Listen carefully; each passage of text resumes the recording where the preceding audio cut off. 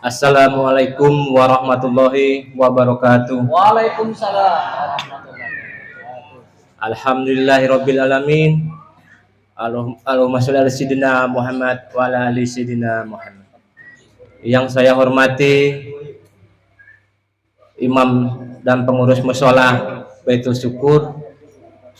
Yang saya hormati para alim ulama, ustadz ustazah, wabil khusus Ustadz Purwito SPDI yang nanti akan memberikan ceramah pada malam hari ini.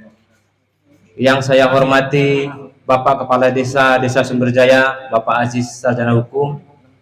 Yang saya hormati Ketua BPD beserta anggota.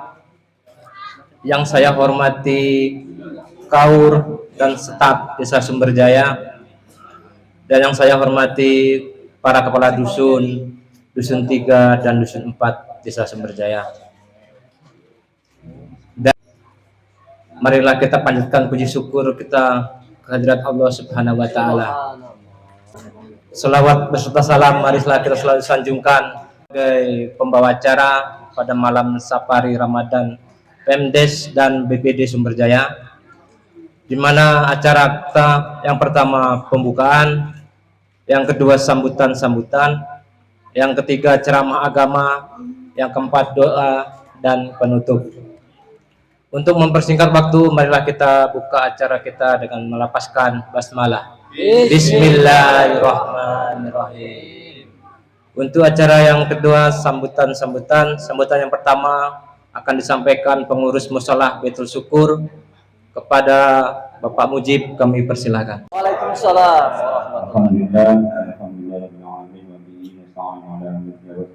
Wassalatu wassalamu ala asyrofil mursalin sayyidina wa maulana Muhammadin wa ala alihi wasallam sallallahu alaihi wasallam. Kepala dusun 1 sampai dusun 5 alhamdulillah hadir. Yang saya hormati tokoh agama, tokoh masyarakat. Amin. Assalamualaikum warahmatullahi wabarakatuh. Sambutan yang kedua, sambutan dari Bapak Kepala Desa Sumberjaya, Bapak Aziz Sarjana Hukum. Padanya kami persilahkan. Assalamualaikum warahmatullahi wabarakatuh. A'udzubillahi minasyaitonirrajim. Bismillahirrahmanirrahim. Alhamdulillahirabbil alamin. Wassalatu wassalamu ala asyrofil anbiya'i wal mursalin sayyidina wa maulana Muhammadin wa ala alihi washabihi ajma'in, amma ba'du. Pendidikan beliau Bapak Purwito, sarjana pendidikan Islam. Tadi juga yang saya muliakan Bidal hadir, yaitu Fadilatul Ustadz Amantudillah. Tak lupa segenap staf pemerintahan desa, kasih, KAUR, dan segenap para kadus di sini hadir, kadus 3, kadu yang dimuliakan oleh Allah Subhanahu wa taala. Pertama-tama puji syukur atas kehadirat Allah Subhanahu wa taala dengan ucapan alhamdulillahirabbil alamin, berkat taufik, hidayah dan limpahan rahmat jualah. Alhamdulillah, malam ini kita sudah malam ke-20 ya Bapak Ibu. Benar, pembebasan dari api neraka ya.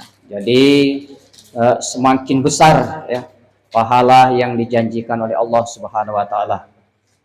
Nah, ini jangan kita sia-siakan. Ada beberapa ya para alim, para ulama ya, yang di 10 terakhir ini bahkan sampai Nabi kita Nabi Muhammad SAW itu sambil mengencangkan ikat pinggangnya ya, artinya lebih menguatkan lagi ibadahnya ya. Karena di malam-malam 10 terakhir terutama ya, yang sering sekali kita dengar bersama ya, malam-malam ganjil, di sana ada suatu pahala yang nilainya yaitu 83 tahun. Di malam-malam 10 ini tentunya yaitu juga yang dilakukan oleh Nabi kita yaitu iktikaf ya, untuk mencari Lailatul Qadar. Ingatkan ya untuk bapak-bapak dan ibu-ibu sekalian yang dimuliakan oleh Allah Subhanahu wa taala. Kemudian juga Tentunya di sini kehadiran kami yaitu pemerintahan desa dan juga BPD beserta tokoh-tokoh masyarakat. Mudah-mudahan kehadiran kami ya tentunya pertama-tama kami ucapkan terima kasih yang alhamdulillah sudah disambut dengan baik ya. Tentunya kita menginjak agak modern yaitu PLTD, pembangkit listrik tenaga diesel. Nah, ini yang agak sengsara. Hidup sekali, mati sebulan. Nah, itu mungkin rasa semua juga ya. Nah, ini Bu yang kita harus syukuri sekarang ini. Kalau dulu tarawih itu Bu ya, nyamuk itu penuh di kaki. Kaki itu penuh, tangan penuh ya. Pokoknya siapa yang tahan makanya ya. Itu kita zaman kita tarawih ya. Zaman baheula, zaman biyen ya. Nah, ini yang sangat perlu sekali kita syukuri dan alhamdulillah sekarang ini hampir masjid musola itu sudah ada penerang, ada kipas angin. Dan juga sekarang ini yang lebih modern lagi di Masjid Darut Taqwa, itu kalau tidak tahan dingin, Darut Taqwa lah Bapak Ibu ya. Itu ini yang modernnya yang perlu kita syukuri ya. Becek hujan itu subhanallah. Sekarang ini bisa kita hindari ya. Kemudian Bapak Ibu yang dimuliakan oleh Allah Subhanahu wa taala, juga kehadiran kami ya mengingatkan juga Bapak Ibu ya. Tentunya kita juga kebakaran yaitu gara-gara listrik konsleting Bu ya. Ini yang harus kita namanya sedia payung sebelum hujan. Jadi kita selaku pemerintah tidak henti-hentinya mengingatkan ya, terutama ibu-ibu ini ya. Ibu-ibu ya yang sering keburu-buru seperti kompor gas, setrika, duit sedikit ya daripada kita korban besar. Itu banyak sudah saudara-saudara kita ya di jembatan 2, jembatan 3 kemarin itu konsleting penyebabnya ya, kebakaran tadi. Nah, ini ya kita saling mengingatkan ya. Ibu-ibu kan kalau ada bapaknya dilihatkan, Pak, gantilah Pak ya. Gantilah ya. Sekali lagi kami ucapkan terima kasih banyak ya kepada pengurus dan juga imam masjid Musola Baitul Syukur yang alhamdulillah sudah menerima kami dengan baik ya dan juga menjamu kami. Ini kami ingatkan insya Allah besok Bapak Ibu ya, mari kita bersama-sama hadir di pengajian dalam rangka Nuzulul Quran, sekaligus kita penyantunan anak yatim piatu di desa kita, itu desa Sumerjaya. Kepada Allah kami mohon ampunannya. Billahi taufiq wal hidayah. Wassalamualaikum warahmatullahi wabarakatuh. Cara yang ketiga, tausiah agama yang akan disampaikan oleh Ustadz Purwito SPDI. Kepadanya kami persilahkan. Assalamualaikum warahmatullahi wabarakatuh. Waalaikumsalam warahmatullahi wabarakatuh. Bismillahirrahmanirrahim. Alhamdulillahilladzi hadana li hadza wa ma kunna linahtadiya lawla an Allah. Wassalatu wassalamu ala Rasulillah. Qala Allah Ta'ala fil Qur'anil Karim, ya ayyuhalladzina amanu ittaqullaha haqqa tuqatih wa la tamutunna illa wa antum muslimun. Shadaqallah. Yang terhormat Bapak Kepala Desa, Bapak Asis Besar Rombongan, Bapak Kadus, Bapak anggota BPD, serta tokoh masyarakat dan tokoh agama yang hadir pada malam ini. Yang kami hormati, serta para bapak, para ibu yang tidak bisa saya sebutkan satu persatu.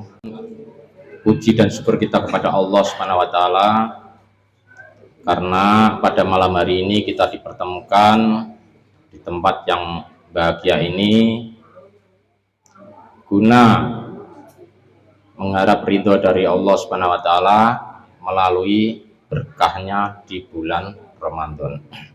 Mudah-mudahan atas kehadiran serta amaliyah kita bersama oleh Allah Subhanahu wa taala diterima sebagai amal kebaikan dan kelak mendapatkan imbalannya setimpal. Amin ya rabbal alamin. Serta hadirin sekalian yang saya hormati, Sebagaimana telah disampaikan oleh Bapak Kades, Bapak Asis tadi, kita bersyukur bahwa untuk zaman sekarang ini sudah banyak perubahan, terutama minimal rumah sudah tidak ada yang pakai lampu sentir ya, lampu pelita tadi, semuanya sudah listrik. Kalau anak-anak tidak ngerti, kalau usia Pak Asis, usia saya sudah merasakan banget itu. Dulu lampu pakai minyak, yang lampu pakai bikin dari botol pakai minyak, pakai sumbu itu. Semakin lama ngaji pakai lampu itu, hidung itu asap hitam semua itu. Itu anak-anak tidak mengalami itu. Nah, sekarang alhamdulillah kita sudah menggunakan lampu yang lebih terang, yaitu menggunakan listrik. Beberapa hari kami pernah hadir di Masjid Darut Taqwa, dan alhamdulillah malam hari ini hadir di Musola Baitul Syukur. Beda banget Bapak Ibu. Saya waktu sholat tadi, begitu mendapat 2 rakaat, hampir lupa perasaan saya sholat di musola kami sana. Soalnya suasananya sama banget. Begitu sholat dimulai, setan pada kabur kepanasan. Jangankan setan, jamaahnya juga kepanasan. Kalau di Darut Taqwa enggak adem terus sampai selesai itu. Tapi tidak apa-apa, meskipun demikian tidak mengurangi semangat Bapak Ibu untuk meraih berkah di bulan Ramadan. Hal itu karena kita didasari adanya iman. Tanpa iman, Bapak Ibu tidak akan mungkin hadir pada malam hari ini. Tanpa iman, Bapak Ibu tidak mungkin sholat tarawih. Soalnya Pak Kades tidak pernah maksa kan Pak? Yang tidak sholat tarawih bansos ditahan, nggak ada kan gitu. Semuanya hadir itu adalah karena adanya iman. Orang mau sholat itu pasti ada iman. Orang mau puasa itu pasti ada iman. Sebagai kalau kita analogikan begini Bapak Ibu. Bapak Ibu yakin enggak kalau di kabel itu ada strumnya? Yakin. Padahal strum itu sendiri tidak kelihatan. Kok yakin? Ya karena kipas mutar. Kok yakin ada strumnya? Karena ada lampu hidup. Kok yakin ada strumnya? Karena setrika bisa panas dan lain sebagainya. Jadi intinya iman tuh kurang lebihnya analoginya seperti itulah. Tidak bisa dilihat tetapi ada. Bapak Ibu juga tidak bisa diketahui ini orang beriman apa enggak sih. Melihatnya dari gejala-gejalanya, asal rajin sholat, rajin puasa, rajin sedekah dan lain sebagainya, itu tandanya berarti di hatinya ada iman. Kalau kabel ada setrumnya, kipasnya tidak muter, itu masalahnya apa ya? Konslet. Kabel ada strumnya, lampu tidak hidup, itu biasanya konslet. Kalau itu sama saja, orang mengaku beriman kok tidak sholat, ya berarti tidak saya loh yang ngomong itu Bapak Ibu. Berarti harus ditingkatkan. Dengan konslet kasar banget ya. Artinya apa? Iman itu sendiri Bapak Ibu, kalau menurut Imam Syekh Nawawi, soalnya dalam ulama kita itu ada Syekh Nawawi, kemudian ada Imam Nawawi. Kalau Syekh Nawawi itu Al-Bantani, berarti dia dari Banten. Kalau Imam Nawawi itu dari Andalusia, dari Syria sana. Beliau itu sama-sama ulama, orang alim. Buku karangannya banyak. Kalau Nawawi jalur 8, itu juga alim juga itu. Kebetulan ya yang namanya Nawawi hebat semua ya. Apa perlu nama saya dirubah Nawawi?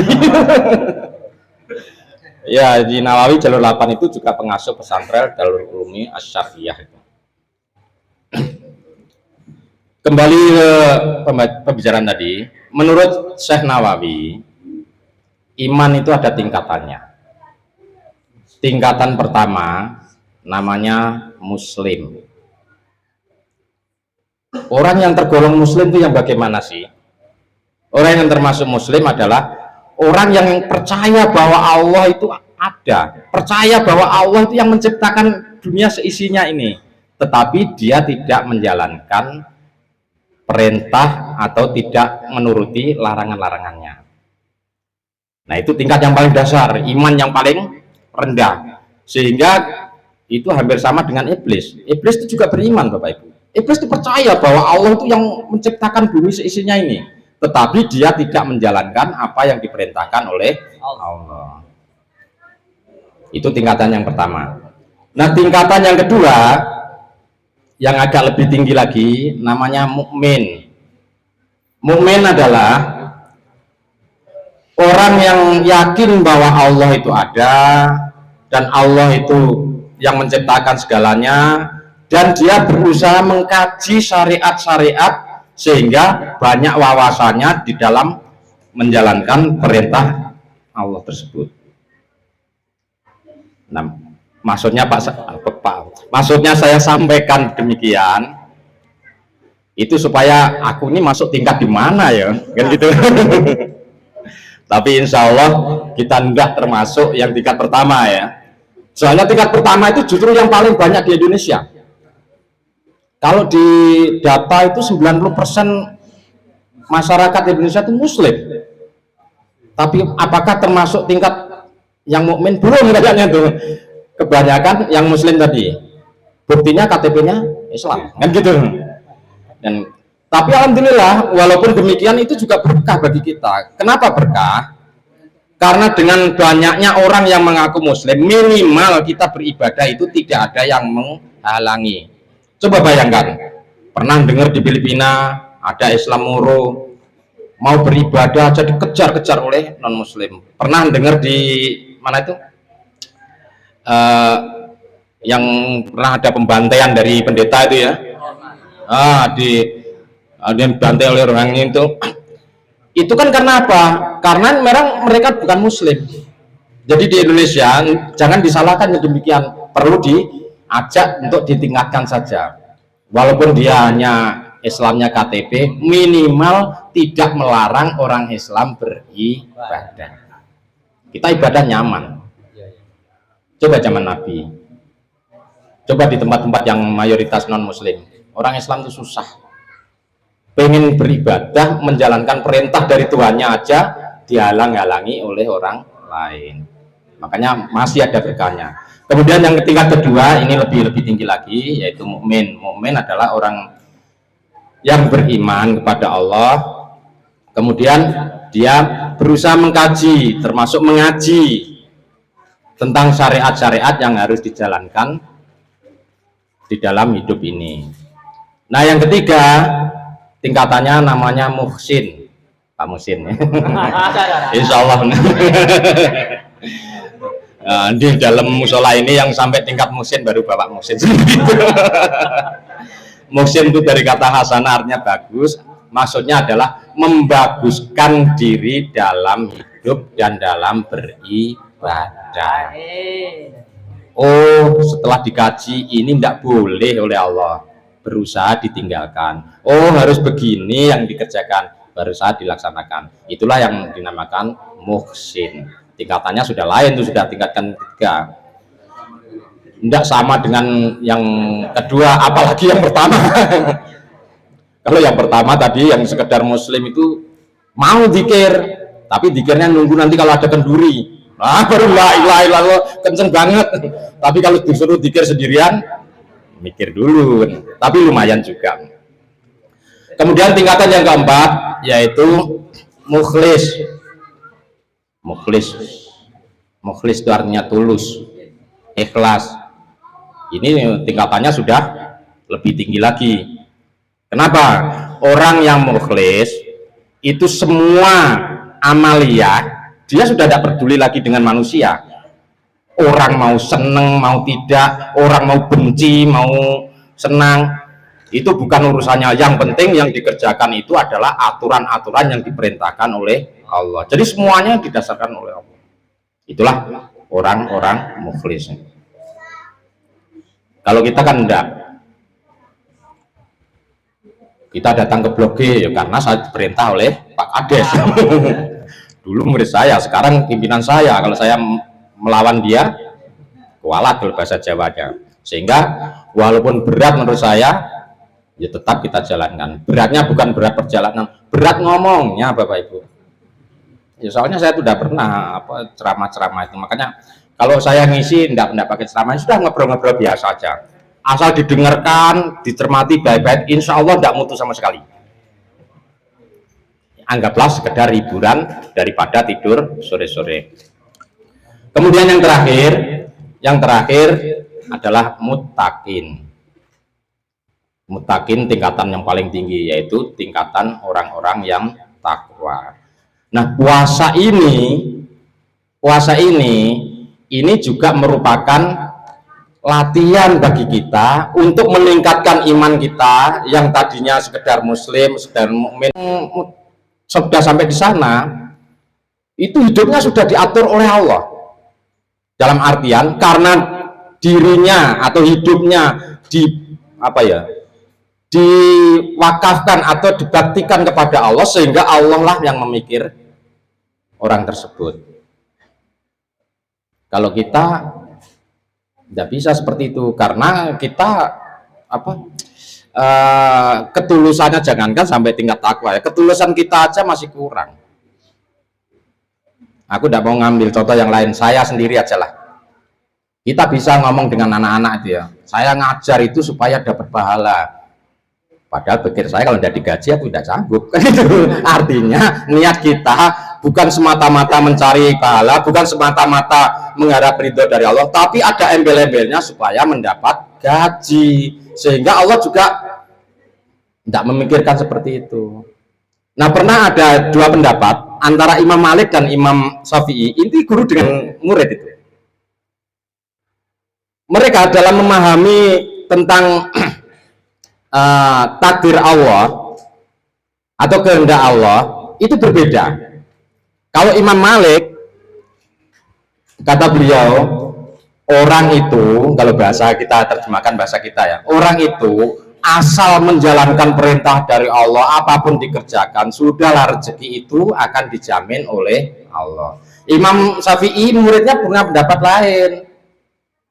Kalau menurut Imam Syafi'i, orang itu kalau kepengen rezeki ya dijemput melalui usaha. Tapi antara dua guru dengan murid ini dengan pendapat yang beda ini saling kukuh dengan pendapatnya masing-masing. Apakah salah? Tidak. Soalnya beliau itu sudah punya kapasitas untuk ijtihad, menentukan hukum berdasarkan kemampuan berpikirnya. Itu ada syarat-syaratnya itu bisa dijadikan hujah. Kalau macam kita, potongan kita ini tidak bisa itu. Soalnya orang ijtihad yang bisa jadikan hujah itu orang yang sudah memenuhi syarat. Suatu ketika Imam Syafi'i pengen buktikan, nah pas di perjalanan dia melihat orang yang sedang panen anggur. Ngerti anggur?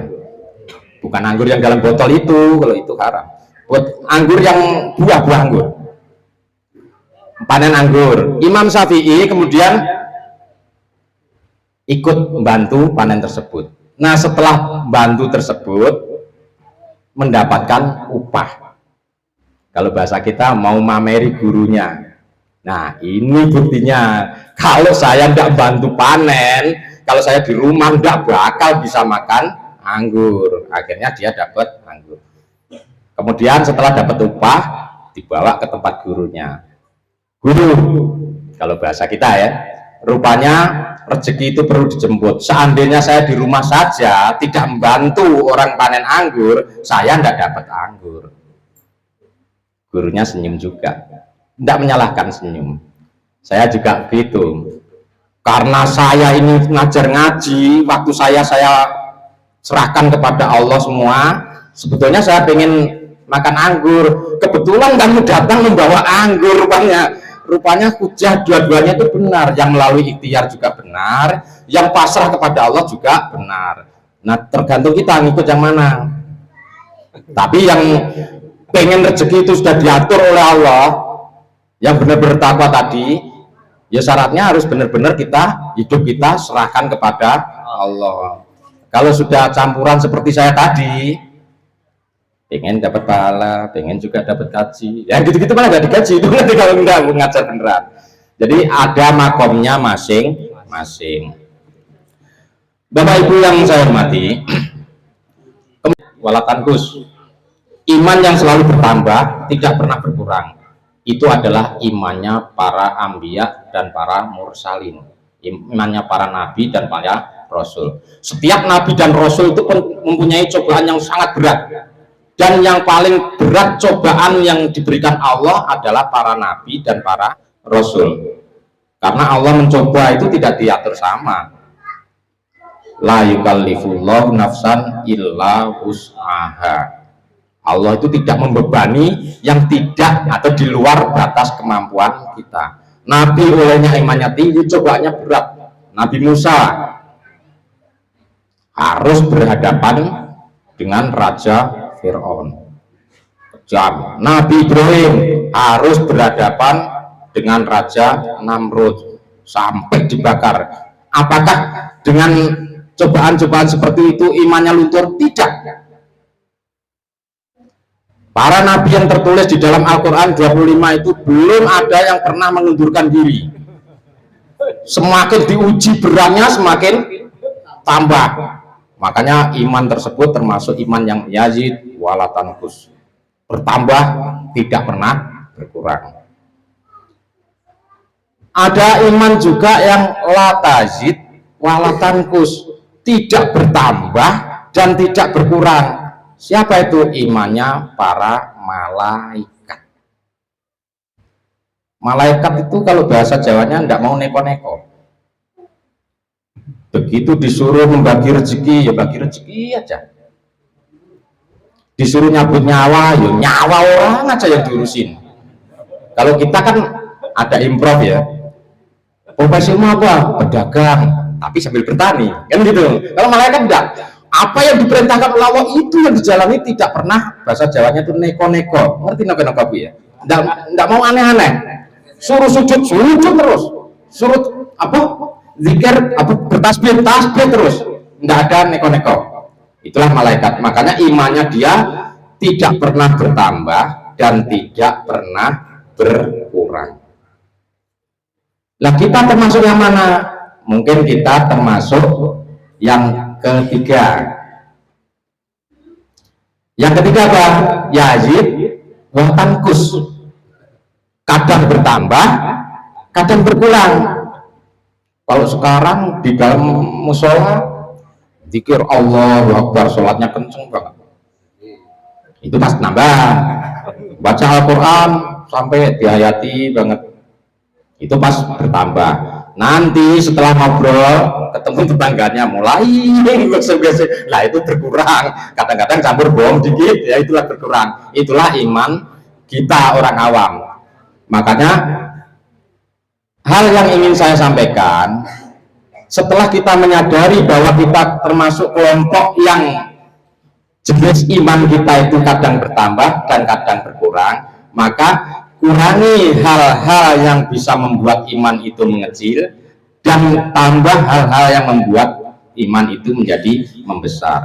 Hal-hal yang membuat iman itu menjadi membesar apa? Banyaklah ibadah, banyaklah istighfar, banyaklah pengajian dan sebagainya. Nah, hal yang membuat kita bisa berkurang apa? Ya, menyanyiakan waktu, pakai ngobrol yang tidak perlu, apalagi kumpul-kumpul orang yang berpotensi mempengaruhi kita untuk terjerumus kepada kejahatan. Nanti iman kita akan kurang. Nah, yang lebih parah lagi, iman yang keempat ini, kelompok yang keempat itu yang mana? Imannya yang latazid, ngajak selesai. Imannya yang latazid watankus, artinya iman itu tidak pernah bertambah tapi kurang dulu. Itu imannya siapa? Imannya orang-orang munafik. Naudzubillahi min dzalik. Orang-orang munafik itu kelihatannya beriman, tapi merosot, bahkan bisa menjadi hilang. Soalnya pada dasarnya orang munafik itu ya, tidak yakin, tidak iman. Kenapa dia mengatakan beriman? Karena nyari keselamatan, kan gitu. Sehingga di depan orang beriman seolah-olah alhamdulillah, astagfirullah, besok mulai mencaci-caci agama Islam, mencaci-caci ulama, menyalahkan orang-orang alim dan lain sebagainya. Itulah yang dinamakan orang munafik. Nah, dalam hal ini, hal yang ingin saya sampaikan, mari kita koreksi diri kita masing-masing. Saya sampai di tingkat iman mana ya? Kemudian kita sadari bahwa iman kita itu rupanya tidak begitu beriman itu langsung sampai mati. Makanya dalam mukadimah tadi saya bacakan ayat Allah, ittaqullah haqqa tuqatih wa la tamutunna illa wa antum muslimun. Bertakwalah kepada Allah dan jangan sekali-kali mati kecuali kita dalam keadaan Islam atau dalam keadaan beriman. Soalnya sehebat apapun ibadah kita itu masih belum selesai, masih dilihat di ujungnya. Sehebat ya pun apapun ibadah kita, ketika ujungnya kita meninggal atau dicabut oleh nyawa Allah, nyawa kita itu dalam keadaan tidak beriman, maka kita dicap sebagai orang yang meninggal dalam keadaan su'ul khotimah. Inilah yang ditakuti oleh para habaib ini. Para habaib itu rata-rata ya namanya dzurriyyah Nabi. Beliau atau mereka itu ya selalu mengikuti ajaran kakeknya. Tapi meskipun demikian dia takut, aku nanti mati dalam keadaan apa? Makanya sering-sering beliau itu mohon, Allahumma khtim lana bi husnil khotimah. Ya Allah, ketika dicabut nyawa kami nanti matikanlah dalam keadaan husnul khotimah. Soalnya kalau orang meninggal dalam keadaan husnul khotimah itu apa sih? Husnul itu dari kata hasanun itu bagus, khotimah itu akhirnya maksudnya adalah orang yang meninggal dalam keadaan bagus, meninggal pas sholat, subhanallah, luar biasa, dalam keadaan nyembah Allah dia meninggal dunia, meninggal pas sedang menjalankan puasa, subhanallah, puasa itu kan ibadah, itu perintah Allah, meninggal itu termasuk orang meninggal dalam keadaan husnul khotimah. Mulai bulan Rajab orang banyak berdoa, ya Allah berikanlah berkah di bulan Rajab dan sampaikan bulan Ramadan. Setelah sampai bulan Ramadan jangan disia-siakan. Selanjutnya kita berharap mudah-mudahan diberikan umur panjang dan bisa ketemu bulan Ramadan berikutnya, amin ya robbal alamin.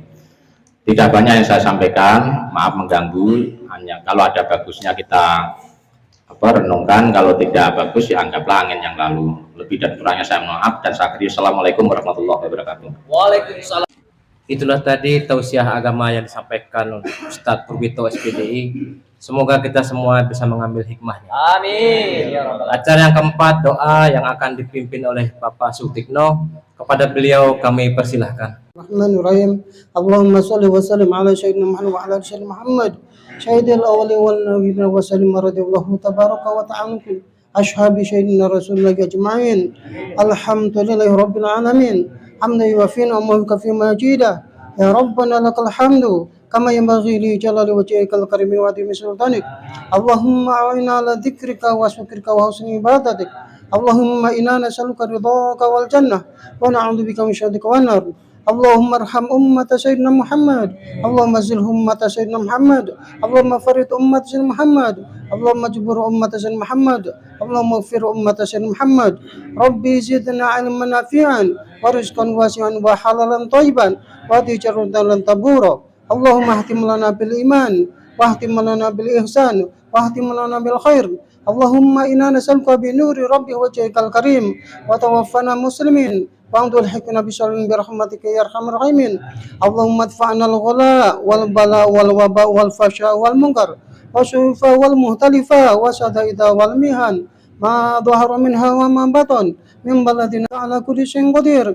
Allahumma inna nas'aluka salamatan fi dinina wa salamatan fi dunya wal akhirah wa afiyatan jasadina wa ziyadatan fi minna wa barakatan fi rizqina wa taubatan qabla al-maut wa rahmatan lil maut wa maghfiratan ba'da al-maut. Allahumma hawwin 'alaina fi sakaratil maut wa najatan minan bala'an al-hisab. Rabbana la tuzigh qulubana ba'da idh hadaytana wa hab lana min ladunka rahmah innaka antal wahhab. Rabbana zalamna anfusana wa lam taghfir lana wa tarhamna lanakunanna minal khasirin.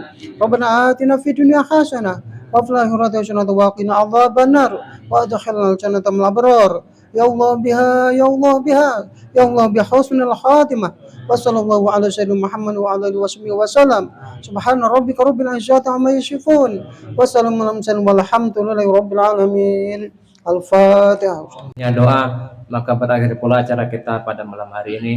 Saya selaku pembawa acara, apabila ada kata-kata yang kurang berkenan, saya mohon maaf yang sebesar-besarnya. Marilah kita tutup acara kita dengan melafazkan hamdalah. Alhamdulillahirabbil alamin. Dan dari saya wabillahi taufiq Sallallahu alaihi wasallam.